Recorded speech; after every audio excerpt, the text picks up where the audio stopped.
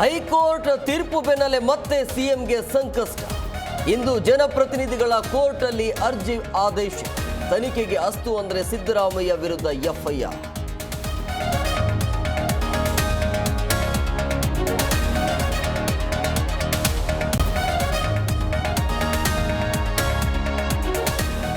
CM ವಿರುದ್ಧ ಪ್ರಾಸಿಕ್ಯೂಷನ್ಗೆ high court ಅಸ್ತು.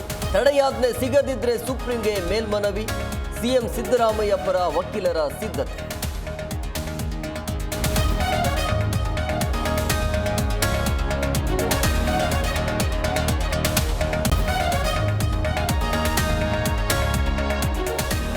ಅತ್ಯಾಚಾರ ಕೇಸಲ್ಲಿ ಜಾಮೀನಿಗೆ ಮುನಿರತ್ನ ಅರ್ಜಿ. ಇಂದು ಸಿಸಿಎಚ್ ನ್ಯಾಯಾಲಯದಲ್ಲಿ ವಿಚಾರಣೆ. ವಾದ ಪ್ರತಿವಾದ ಬಳಿಕ ವಿಚಾರಣೆ ಮುಂದೂಡಿಕೆ ಸಾಧ್ಯತೆ.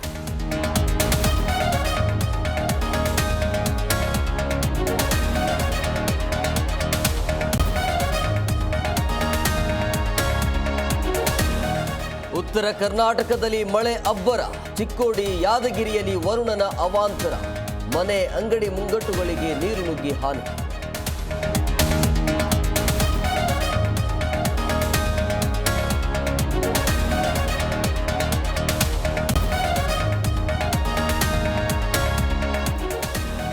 ಕಾಶ್ಮೀರದಲ್ಲಿಂದು 2ನೇ ಹಂತದ ಚುನಾವಣೆ. 26 ಕ್ಷೇತ್ರಗಳಲ್ಲಿ 239 ಅಭ್ಯರ್ಥಿಗಳ ಕಣ.